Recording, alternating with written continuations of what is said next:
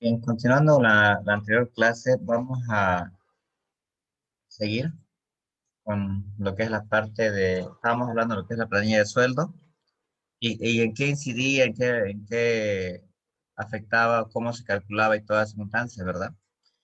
Entonces, dentro de lo que es la planilla de sueldo está, como le decía, dentro de lo que es el documento llamado planilla de sueldo y salario, está lógicamente los cálculos respectivos que habíamos desglosado en la anterior clase. Pero vamos a continuar. Eh, Dentro también de lo que es la parte de la planilla, aparte del concepto denominado haber básico, o concepto denominado sueldo base o salario básico, tenemos el tema de qué? Tenemos el tema, en este caso, de lo que es el bono de antigüedad. ¿Qué es el bono de antigüedad? El bono de antigüedad es una remuneración adicional que se le hace al trabajador por la fidelidad que tiene dentro de la empresa.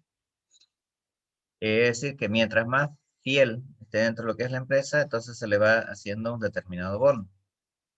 Este bono nace a partir del Decreto Supremo 21060, más propiamente en el artículo 60 de lo que es esta ley, y a partir del año 1985 en adelante regula esta circunstancia, ¿ya? Y se basa bajo un decreto supremo.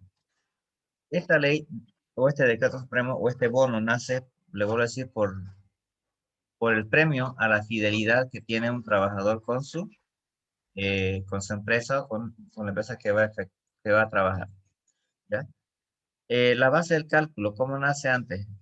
Nos decía de que había una determinada alícuota, unos ciertos porcentajes que ustedes ven en el cuadro de abajo, que aparece el 5, el 11, el 18, el 34, el 42 y en este caso el 50%.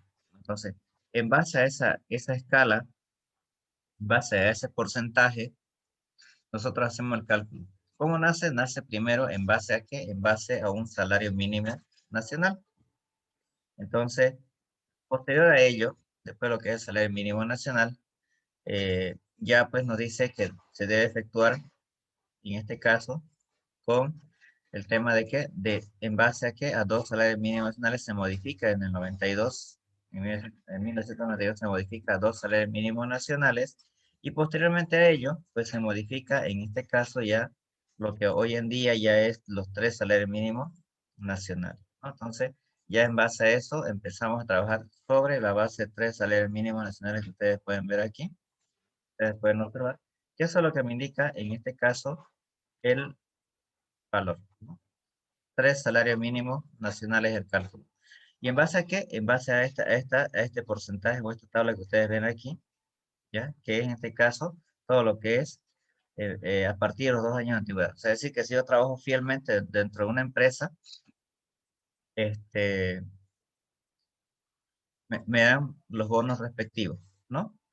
Ahora, dentro de lo que es la parte del salario mínimo nacional, bueno, cada año varía, se modifica, se va alterando, y para la gestión 2019 se lanzó un salario mínimo nacional de 2122, el cual ese mínimo nacional no se modificó en la gestión 2020 por la situación de la pandemia, entonces no hubo alteraciones a esta circunstancia, ¿ya? Lo que es el mínimo nacional, pero sí esta gestión 2021 de alguna manera se modifica y altera y incrementa de un 2%, ¿no? Entonces, ya de 2122 sube el salario mínimo nacional a 2164, algo de 42 bolivianos aproximadamente que sube, en este caso, el salario mínimo nacional. Pero este incremento solo se da para aquellas personas que ganen, vamos a decir así, que ganen un valor de mínimo nacional. Ellos aumentan con 42 bolivianos mensuales. Y los cálculos se hacen exactamente lo mismo, ¿no? Ahora, las personas que ganan un salario mayor a 2000, o sea, que ganaban mayor a 2122 bolivianos, por ejemplo, ganaban 2200, ganaban, qué sé yo, 2250, 2500. Entonces, a esas personas no les toca este incremento del 2%, ¿no? ¿Por qué? Porque por las circunstancias de lo que es en este caso el COVID, eh, el gobierno solamente incrementó en este caso, al salario mínimo nacional. Eso por si acaso, por si alguien está trabajando, dice, si hubo un incremento del salario mínimo nacional o un incremento del 2%, ¿por qué no me sube mi sueldo? Que la disposición y la normativa y el decreto supremo indica de que solamente se va a modificar en el salario mínimo nacional. ¿En qué me incide ahora? Incide, por ejemplo, en que aquellas personas que, por ejemplo, estaban fielmente a la empresa, pues ahí incide en el tema de que va a haber un pequeño incremento mensual de repente de unos 10 a 100 bolivianos por mes, que eso se efectúan en las planillas retroactivas, ¿no? O sea, no es mucho, ni los que ganan un sueldo mayor a 10.000 no van a poder recibir un bono bastante fuerte, como antes se gasta, bueno, era esperado, pero no cada 1 de mayo era esperado ese incremento o modificación al salario mínimo nacional y por ende al haber básico y permitía de repente tener algunos ingresos extraordinarios, ¿no? Porque ustedes saben que la planilla retroactiva se hace del mes de enero hacia abril, ¿no? Tengo que hacer una planilla retroactiva de enero, febrero, marzo y abril, ¿no? Entonces eso de alguna manera incidía a que yo tuviera un poquito más de ingreso. Bueno, eso con referente a lo que es, en este caso, es la circunstancia. También dentro de lo que es la parte, dentro de los beneficios que tiene un trabajador, un empleado, es que a las vacaciones. Y las vacaciones se reflejan en que es el tiempo otorgado por ley para el cese del trabajo habitual del trabajador que consiste dice, en un descanso continuo y remunerado para la reposición de energía debido al desgaste del trabajo, ¿no? Entonces, el cansancio, el estrés, etcétera, que pueda tener en su fuente laboral, este, me dice que yo tengo que tener el descanso respectivo. No sé quién está con su audio, por favor. Te pediría que apague su audio. Esta vacación es de manera obligatoria, vamos a decir que no puedo negociar según la ley. Según la ley, en lo ideal dice que no puedo negociar, debo sí o sí hacer el descanso respectivo, ¿ya? Y me permite recuperar lo que se llama la fuerza respectiva, ¿no? También además es remunerado, no me pueden decir porque vos estás de vacación, no te voy a pagar el lapso de vacación, no, es remunerado, ¿no? Dice acá lo siguiente, en las empresas públicas la antigüedad es acumulativa, ¿no? Para el cómputo de vacaciones y pago del bono antigüedad, ¿sí? Ahora, para el cálculo, dice, del salario a pagarse en el periodo de vacaciones debe tomarse en cuenta el promedio de los últimos 90 días, o sea, en base a un promedio de los últimos días. Aquellas personas que tienen sueldo no hay problema, ¿no? Porque tienen un monto fijo, pero aquellos que tienen un salario, de repente ahí sí tenemos que ver cómo se va a calcular el pago de eso, ¿no? Y es en base a los 3 últimos meses. Dice, se prohíbe la acumulación de vacaciones por más de 2 gestiones. No puedo acumular 2 vacaciones. Ahora, eso es lo que dice la ley, por si acaso. Siempre digo, eso es lo que nos indica la ley. Pero la ley, dentro de lo que es la ley, también existen ciertos vacíos o también existen ciertas negociaciones o ciertas políticas que maneja la empresa o la institución. Entonces, de repente uno de los funcionarios es imprescindible en la empresa y tiene que hacer un determinado, ¿cómo le puedo decir?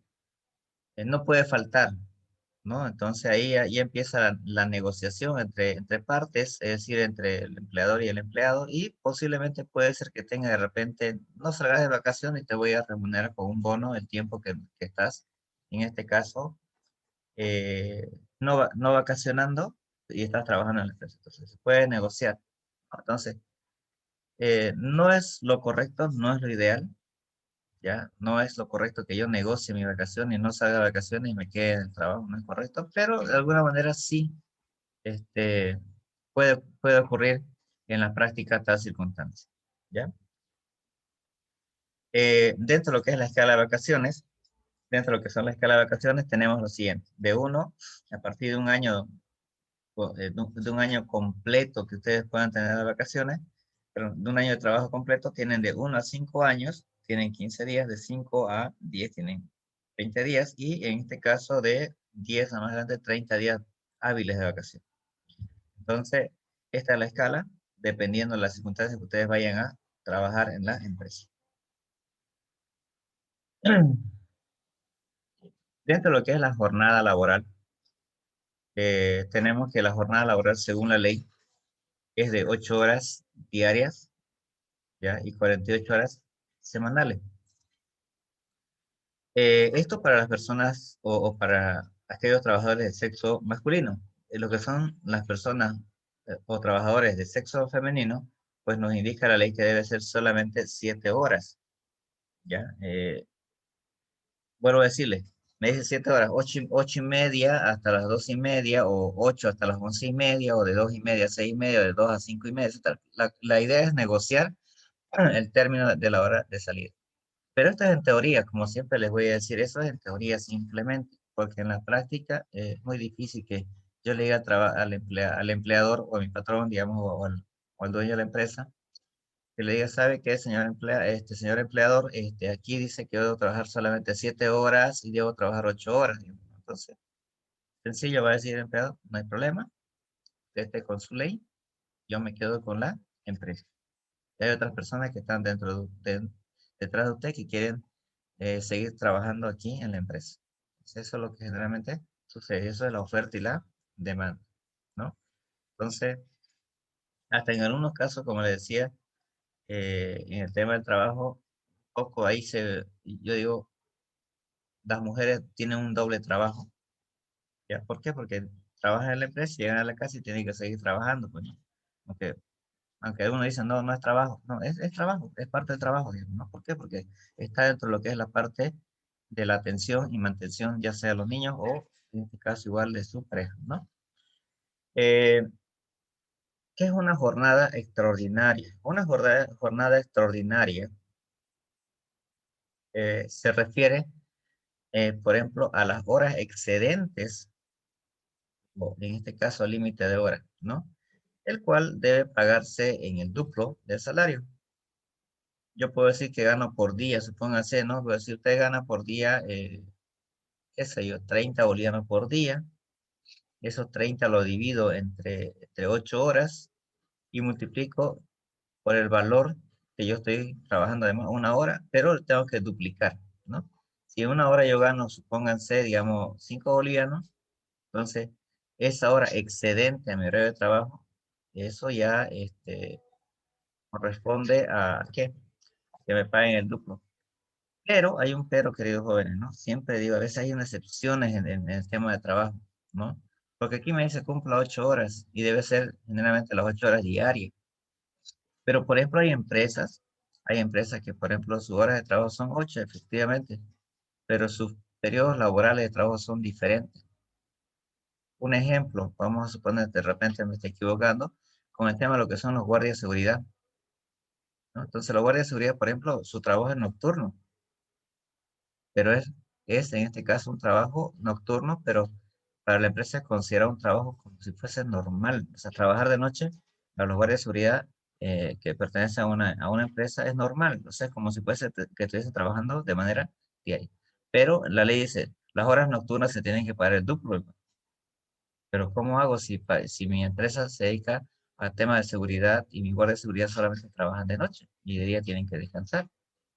Entonces ahí, por ejemplo, hay un vacío en la ley, ¿no? Hay una circunstancia en la ley, ¿no? Entonces, eh, me amparo, digo, no, mi periodo de trabajo es de noche y no puedo pagar el duplo y es salario normal. O de repente sucede que, este, por ejemplo, con las empresas petroleras o las empresas que son extractivas, que trabajan, como le decía, no sé si le decía a ustedes en la anterior clase, que trabajan 21 días y tienen una semana de descanso. 21 días se internan en el campo y recién vuelven después de 21 días, una semana que tienen descanso y vuelven otra vez a trabajar. O sea, esa es la forma de trabajo que tienen, ¿no?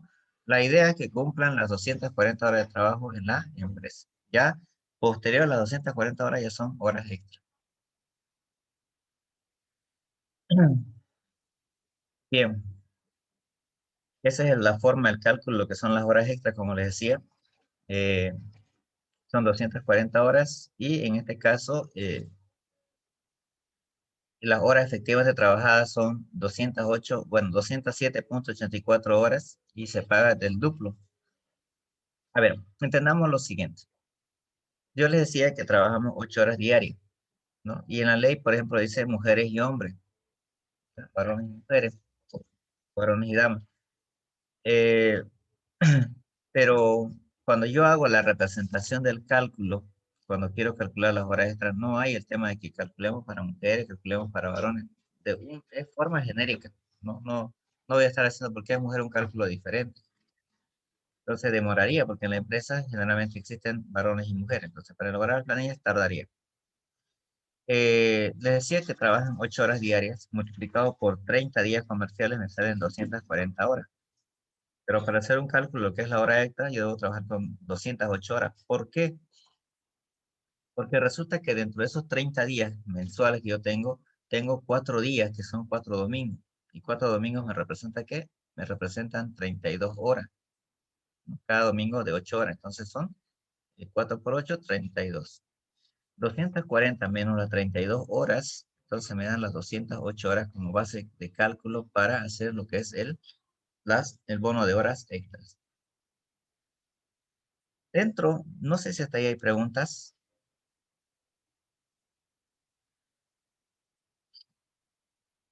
Dentro de lo que es la parte de la planilla tributaria, dentro de lo que es la planilla tributaria, también se basa en qué? Se basa en un marco legal que nace a partir del 86 bajo la ley 843, y dentro de la ley 843 se encuentra lo genérico o el nacimiento del RCIVA, del régimen complementario al impuesto al valor agregado, el RCIVA, no es como algunos dicen RCIVA, no, es RCIVA, ¿no? Y aparece el decreto supremo 21.531, que es un decreto que complementa a este cálculo o la base, cómo se va a calcular el RCI. Luego aparecen de repente otros textos ordenados, otros decretos supremos, otras disposiciones legales. Cuando hablamos de otras disposiciones legales, me refiero a que existen resoluciones de momento, como por ejemplo, le decía la nueva disposición que sale del incremento del mínimo, del salario mínimo nacional. Esa es una nueva disposición y es un marco legal que tenemos que también tomar en cuenta para hacer el respectivo cálculo de el RCI, ¿no? ¿Qué más tenemos luego? Tenemos el artículo 19 que nos habla todo lo referente sobre qué se va a calcular, sobre qué se va a hacer el descuento del RCIVA, ¿no? Entonces, me dice que el descuento del RCIVA se va a hacer en base a qué? A los sueldos y salarios, las jornadas o sobresueldos, a las horas extras, la participación, la asignación, emo- emolumentos, de repente un bonito que pueda tener, las primas, premios, asignación de vivienda, etcétera, ¿no? Fíjense que también aquí actúa lo que es FOMBIS, bueno, ex FOMBIS. Antes, por ejemplo, a los empleados les designaban, la empresa compraba un determinado área de terreno, vamos a decir, lo repartía o particionaba ese espacio y les daba a los trabajadores un lote para que puedan estar estables, ¿no? Ese había ese tipo de incentivo a los trabajadores. Entonces, los trabajadores que hacían, compraban eso y les descontaban con el famoso RCI, ¿no? Entonces, esa circunstancia para lo que es el cálculo del RCI, ¿no? ¿Qué más tenemos? Dentro de lo que son las deducciones, o sea, con qué yo puedo de repente reducir el RCI. Recordemos lo siguiente, queridos jóvenes, recordemos muy bien lo siguiente, que para yo poder pagar el RCIVA, que es el 13%, ¿ya? ¿A qué conlleva? Esto es parte del impuesto. Ustedes saben que los tributos se clasifican en impuestos, en tasas, contribuciones especiales y las patentes. Es las 4 categorías que manejan. Más propiamente, el RCIVA es parte de lo que son los impuestos y corresponde al 13%, ¿no?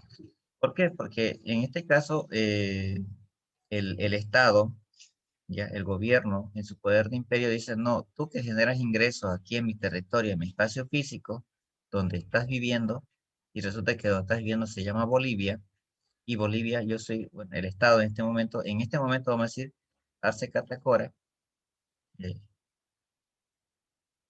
vamos a decir, el actual presidente es como si fuese el dueño de toda Bolivia en este momento, ¿ya? Y él dice, porque estás en mi espacio físico, estás generando ingresos, tenés que pagar un impuesto. que a las empresas le dice, tú persona natural o persona jurídica que generas ingresos por ventas, tenés que pagar el IVA. Bien, excelente. Y tú que sos una persona dependiente, debes pagar el RSI, 13%, que es porque estás generando ingreso en fuente boliviana. Entonces, por eso le decía, eh, mal o bien, nosotros pagamos el RSI. Pero dice lo siguiente el Estado. Yo sé que tú, trabajador, obrero, empleado, eh, tenés que consumir bienes de un lugar donde no te emiten facturas. Recuerden que las empresas, por ejemplo, por todas las ventas que hagan, deben, deben presentar compras para no pagar ese IVA, pero para no pagar el IVA, ¿no? Para no pagar el IVA. Entonces, ¿qué hacen? Compensan el crédito con el débito. Eso hacen las empresas. Tú vendes porque generaste un ingreso, pero tú generaste un ingreso y en este caso, por ese ingreso tenés que pagar el IVA. Ahora, ¿cómo yo compenso? Con el crédito fiscal. ¿Y el crédito fiscal dónde lo encuentro? Lo encuentro en este caso en las facturas de compra, pero facturada, lógicamente, ¿no? Pero ahora, ¿qué sucede con el empleado? ¿Qué sucede con ese empleado que, por ejemplo, dice, no, yo no voy a ir a comprar todo en el supermercado porque de repente me demanda qué? Tiempo, me demanda pasajes, me demanda algún otro gasto adicional, ¿no? Entonces, el empleado en sí como persona tiene gastos que son gastos que de repente algunos gastos no son facturados, no son con nota fiscal, y por eso dice el Estado, te voy a subvencionar, para que tú hagas gastos donde tú veas conveniente, pero esos gastos no tienen que estar facturados y yo te voy a regalar un determinado monto como subvención impositivo, no es efectivo. No es que me diga el Estado, sabes que no trabajas y no generas, te voy a regalar efectivo. No, es una subvención, entre comillas, es una subvención. Si, si, si lo necesito, lo utilizo, pero si no lo necesito, no lo utilizo.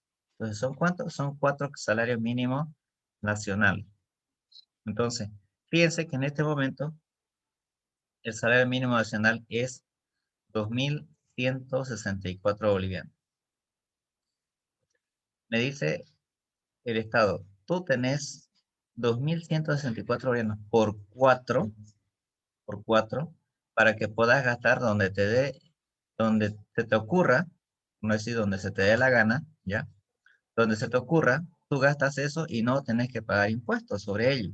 Entonces, ¿qué hago yo, persona natural, eh, viviente de un barrio? Voy y compro de repente leche, pan, carne en la tiendita del barrio. Y la tiendita del barrio no me emite factura, no me da nada, ¿no? Porque no es tienda de barrio, pues, ¿no? Y al final de cuentas está dentro de lo que es, incluso ni siquiera está inscrito, ni siquiera está inscrito en impuestos nacionales, simplemente se le ocurrió a la señora o al señor abrir una tienda para que para poder surtir a todo el barrio y también generar un poquito de ingreso, ¿no?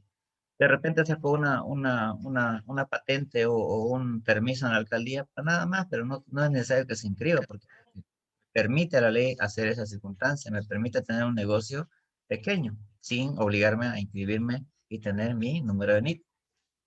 Entonces, me dice el Estado, tú tenés que gastar, comprar en la feria del barrio, que viene todas las semanas, una vez a la semana, te vienen y te venden mayorista, entonces ve y compra allá, ve y compra papa, ve y compra arroz, eso. Y esos gastos que vas a hacer, no te lo voy a tomar en cuenta y te voy a regalar como subvención impositivo 4 salarios mínimos nacionales, ¿no? Entonces, si superas los 4 salarios mínimos nacionales, ahí recién tú vas a tener que pagar el RSI. Si estamos hablando, vuelvo a decirle, de 2.164, estamos hablando que aproximadamente tiene que ganar 8.000 y fracción para que yo pueda pagar el RSI. Mi total ganado tiene que ser más de 8.000 bolivianos o más de 9.000 bolivianos. Pregunta, queridos jóvenes, ¿alguno de ustedes cuando ingresa a trabajar en una empresa por primera vez va a ganar arriba de 9.000? Difícil, difícil, ¿no? ¿Por qué razón? Porque la fórmula de RSI incluso me dice, ¿no? Me dice, usted va a calcular el RSI del total ganado que tenga la persona, total ganado, a ese total ganado tengo que descontarle ¿qué? El 12.71%. ¿Pero qué es ese 12.71%? Lo que se llama el tema de las AFP. o sea, de las AFP. Supera, en este caso, la diferencia, vuelvo a decir, total ganado que yo tenga, mi total ganado que yo tenga, menos el término de las AFP, menos el término de las AFP. Entonces, a esta circunstancia, recién, a esta diferencia yo le tengo que restar ¿cuánto? 4 salarios mínimos nacionales, ¿ya? Y recién, si sale positivo, le voy a sacar yo, si sabes esta respuesta positiva, le voy a sacar ¿qué? Yo el 13%. No sé si me dejo entender. A eso recién le saco yo ¿qué? El 13% por concepto de ¿qué? De RCIVA. Eso viene a ser en este caso mi RCIVA. Si no me entienden aquí con el gráfico que lo estoy mostrando. Voy a tratar de hacerlo de manera más criolla. ¿Sí? Entonces, debo tener yo mi total ganado. Es total ganado. Debo descontarle en este caso las AFP. ¿Y cuántos son las AFP? Pues esto. Viene a ser esto de acá. El 12,71% del valor. Entonces, esa diferencia tiene que superar los cuatro. Bueno, si me sale la diferencia de positivo, y a esa diferencia debo restarle, ¿qué? Debo restarle 4 mínimos nacionales. Si la diferencia de esto me sale positivo, entonces recién tengo que buscar facturas para poder, ¿sí? Eso es lo que tengo que hacer, ¿ya? Un segundito, queridos jóvenes, por favor. Ya, un segundito, vamos a tener. Bien, vamos a continuar. Estábamos hablando de lo que en este caso el cálculo del RCIVA.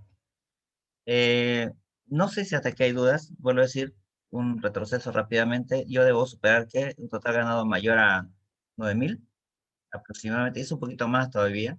¿Por qué? Porque tengo que descontar la FP. Debo superar esa diferencia, tiene que ser positiva y luego tengo que restar los 4 mínimos nacionales. Y si es positivo, recién tengo que buscar el tema de lo que es la factura. Pónganse en el peor de los casos aquí me salieron la diferencia positiva de un boliviano. Pónganse eso que me da. Boliviano 1. Vamos a poner aquí. Entonces, yo tengo que buscar una factura de, qué sé yo, de 5 bolivianos, y eso mucho. Eh, 2 bolivianos, algo así, para que pueda superar no, perdón, de 5 para que pueda superar ese valor, ¿no? Entonces, eh, por eso le digo, mucho depende cuánto es lo que yo gano para poder generar el tema de impuestos. Porque sucede, de repente ustedes son encargados de planilla y el empleado o el obrero que en este caso no sabe nada de impuestos, le va a decir, a ver, señor contador o señor auxiliar, yo debo presentar facturas y lo primero que tengo que decirle, a ver, ¿cuánto ganas?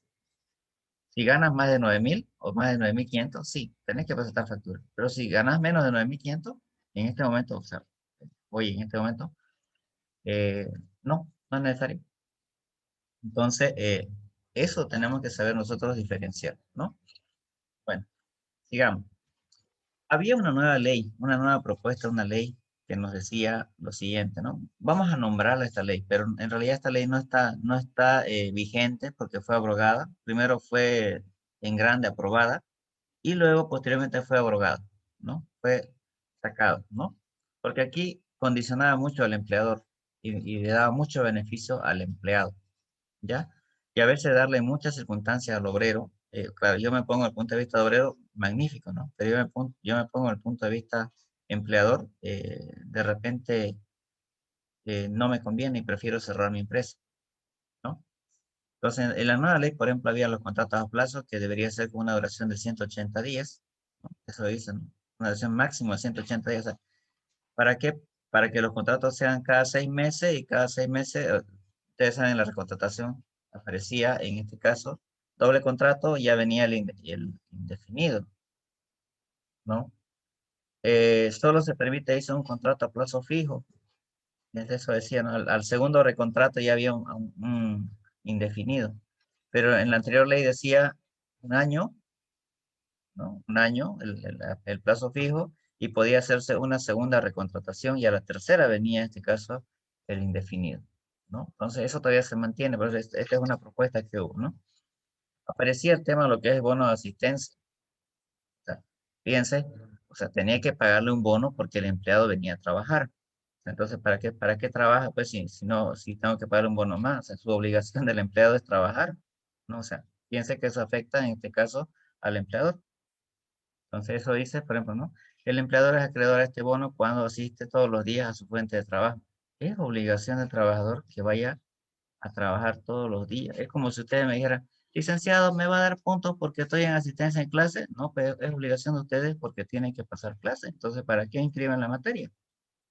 Más o menos, esa es la mística de esto, ¿verdad?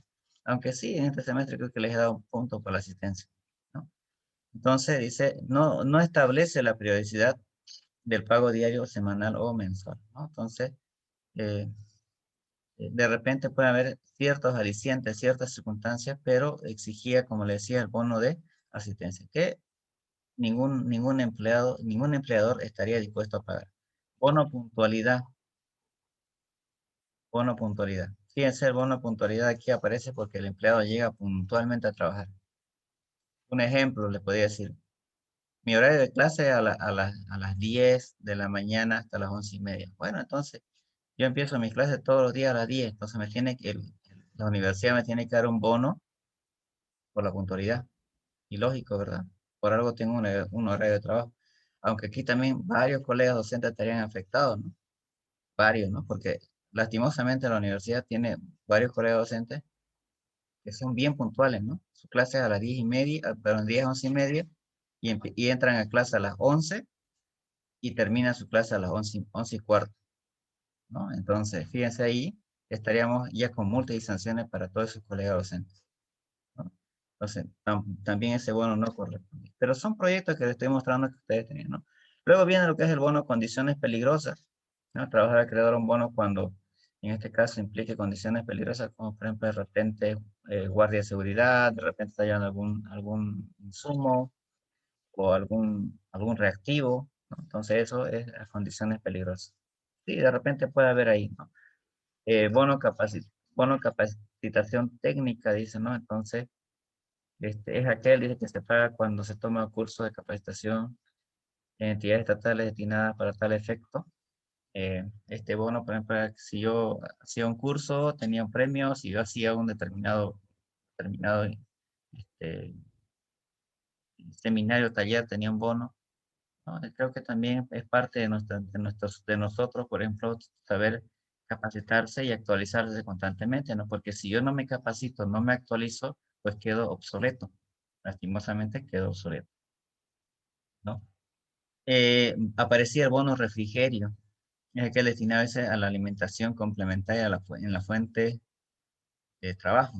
Será pagado en forma mensual, ¿no? Entonces, fíjense, ese bono decía, ¿no? Tiene que darle para su moconchinchi, tiene que darle para su empanada todos los días, ¿no? Más o menos así. Entonces, en la antigua ley dice, no, basta que usted le dé un sueldo y salario y con ese sueldo es más que suficiente. Y es lo correcto. Bueno, con el sueldo en este caso debería sustentarse el empleado, ¿no? A veces, de repente decir, no, licenciado, bien, bien duro. No, la economía te enseña que tenés que saber en qué gastar y en qué no gastar, ¿no? Lastimosamente, quien no ahorra, queridos jóvenes, no genera patrimonio. Entonces, hay que ver que hay ciertos gastos que son necesarios y ciertos gastos que son innecesarios, ¿no? ¿Qué más? Aparecía el bono profesional, ¿no? Si yo era profesional, de repente me tendrían que dar un bono, pero generalmente esa circunstancia en las empresas se aplica. El tema bono profesional se aplica, ¿no? Pero no se aplica con un bono, no se aplica con un monto. Tú sacas tu título y muestras y te van a dar un título, pero un bono porque saliste profesional, no, sino que a veces en la empresa ya mucho depende del empleado y empieza a ver los ascensos, ¿no? Entonces uno presenta su documentación y puede ascender a un cargo. Eso se da en la práctica, ¿no? Pero no existe el bono, en este caso, eso es lo que indicaba la ley. Nos decía también que el bono antigüedad se modificaba y nos daba una nueva tabla de valores, ¿ya? Y me decía que la base del cálculo era 5 salarios mínimos nacionales, ¿no? Entonces ya Para mí, yo empleado, magnífico, que me calculen si quieren hasta 10 salarios mínimos nacionales porque voy a recibir una plata, pero para el empleador no, porque significaba una erogación de dinero de repente inadecuado y mal acostumbraba al trabajador, ¿no? Viene de repente bono movilidad, dice se pagará a todos los trabajadores que vivan en un lugar a más de 2 kilómetros de la fuente de trabajo. Entonces, todito tenía que tener bono, pues, ¿no? Todito, porque no voy a trabajar yo a 2 cuadras de mi casa. Tengo que trabajar, bueno, tengo que buscar dónde trabajar. Entonces, sí, en algunas empresas se da esta circunstancia, bono transporte, no se llama bono movilidad, se llama bono transporte, y sí se da, ¿no? De una u otra manera se da en las empresas más que todo industriales. Aparecía el bono frontera, el periodo de prueba se eliminaba, bueno, se eliminó nomás el periodo de prueba, ya no existe eso, ¿no? Pero querían hacerlo en base a una ley, ¿no? En base a un decreto sí se eliminó eso. La jornada de trabajo pedían que lo disminuyeran de 48 horas a 44 horas, de 42 horas a 40 horas para las mujeres. O sea, pedían reducción de trabajo y mayor pago de salario.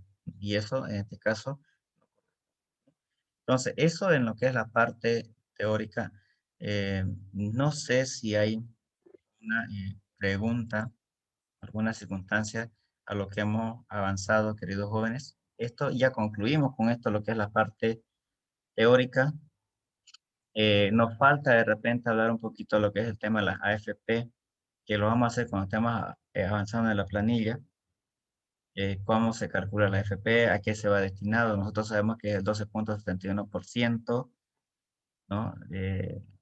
Bueno, antes la AFP nace con el 12,21% y luego se incrementa a 12,71% porque aparece un 0,5% por el tema de solidaridad, ¿no?